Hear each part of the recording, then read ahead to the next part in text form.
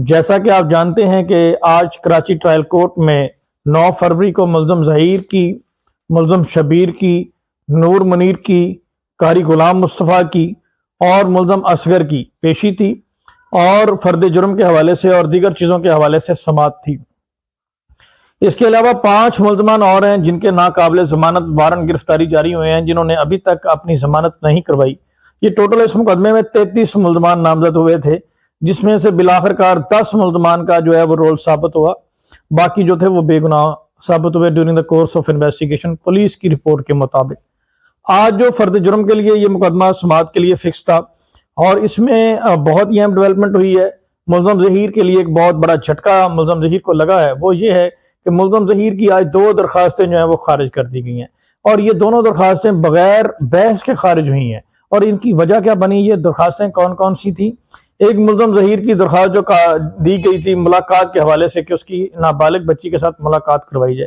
तो दूसरी कस्टडी के हवाले से मुलाकात एप्लीकेशन थी। ये दोनों दरखास्तें अदालत ने नाकाबिल समाअत करार देते हुए खारिज कर दी और इसमें अदालत ने सिंपल यही कहा है कि बच्ची सिंध हाई कोर्ट के हुक्म के मुताबिक वालदैन के पास जा चुकी है और अब इस तरह की जो एप्लीकेशन है इसका कोई जवाब नहीं बनता, ये काबिल समाअत नहीं रही और कानूनी तौर पे इसके ऊपर एक बार लग चुका है, लिहाजा ये दरख्वास्त काबिल समाअत नहीं और काबिल समाअत नहीं है। और इसके ऊपर इसी वजह से, इसी बुनियाद के ऊपर अदालत ने डिक्लेयर किया कि मुल्ज़म ज़हीर अब बच्ची अपने वालदैन के पास खुश है और अपनी आज़ादाना मर्जी के साथ बेहतर माहौल में रह रही है और मुल्ज़म ज़हीर जो है वो अब बच्ची से मुलाकात का हकदार नहीं रहा। इसी बेस पे मुल्ज़म ज़हीर की दोनों दरखास्तें अदालत ने खारिज कर दी। तो ये ज़हीर गैंग के लिए एक बहुत बड़ा झटका है। और साथ ही साथ अगर बात की जाए तो नूर मुनीर जो कि इस मुकदमे की बुनियाद है, जड़ है, जिसकी माँ पर तमाम तर जराइम हुए और इस तरह का वक़ूआ हुआ, जो कि मुल्ज़म ज़हीर की वालदा है, उसकी दरख्वास्त ज़मानत जो उसने अबूरी ज़मानत अदालत में गुजारी हुई थी, उसके ऊपर जो समाअत है वो अगले बुध को होगी और बुध तक के लिए मुलतवी कर दी गई है और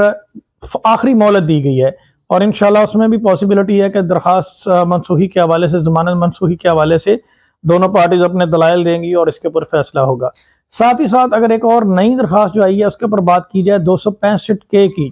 265 के होती क्या है। 265 की दरख्वास्त जो दी गई है वो मुल्ज़म असगर और कारी गुलाम मुस्तफ़ा की जानिब से दी गई है, जिसमें ये क्लेम किया गया है मुल्ज़म असगर और कारी गुलाम मुस्तफ़ा की जानिब से कि हम लोग बेबुनियाद हैं और बेगुनाह हैं और हमारे खिलाफ जो मुकदमा है वो बेबुनियाद है। इसमें मैं सिंपल यही कहूँगा कि 265 की दरख्वास्त बेसिकली अदालत के पास रेमेडी होती है कि और मुल्ज़म के पास भी कानून के मुताबिक सेक्शन ये प्रोवाइड करता है कि जहाँ पे 4 ग्राउंड लेस है और मुल्ज़म के खिलाफ कोई ठोस सबूत नहीं है तो वो ट्रायल कंप्लीट होने से पहले एट एनी स्टेज अदालत उसको एक्विट कर सकती है और जो मुल्ज़म बेगुनाह किसी ट्रायल में फंस चुका है तो वो इस सेक्शन के जरिए अपने आप को रिलीज करवा सकता है। लेकिन ये सहूलत होती है बेगुनाह इंसान के लिए, लेकिन यहाँ पे इस चीज़ का गलत इस्तेमाल करते हुए ये दरख्वास्त फाइल की गई मुल्ज़मान की जानिब से और क्लेम ये किया गया कि हमारे खिलाफ जो चार्ज है वो ग्राउंड लेस है और अदालत हमें before the conclusion of trial जो है अभी इसी वक्त डिस्चार्ज करे, अभी इसी वक्त रिहा करे परमानेंटली और इस मुकदमे से हमें बरी करे। इस पर अब होगा क्या,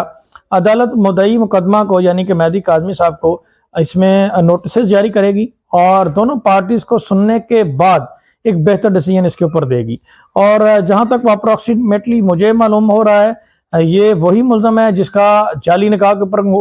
ऊपर अंगूठा भी है और इसको मैंने ही गिरफ्तार करवाया था और उसी वक्त हमने अदालत में ये साबित कर दिया था लाहौर की अदालत में कि ये जाली निकाह है और ये जो मुल्ज़म है ये सहूलतकार है और इसी वजह से लाहौर से इसको कराची ले जाने की इजाज़त हमें मिली थी और 3 महीने से ज़्यादा अरसा जो है ये मुल्ज़म जेल में भी रहा है। इसमें मैं सिंपल यही कहूँगा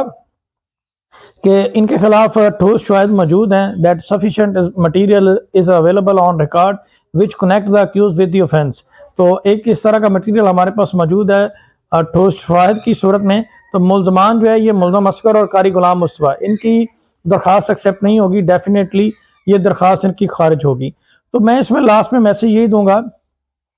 कि कुछ लोग, मैं अपनी वीडियोस के नीचे कमेंट देख रहा होता हूं कि जनाब जुडिशरी के हवाले से बड़े मायूस हो जाते हैं कि जी अदालतों से इंसाफ नहीं मिलना। तो मैं इसमें सिंपल ये कहूंगा कि मायूसी गुनाह है, इस तरह की बात करना माकूल नहीं है। और इस वक्त अगर आप ऐसा करते हैं, मतलब ऐसा कमेंट करना, अगर आप देखें तो अभी तक इतने बड़े गैंग के खिलाफ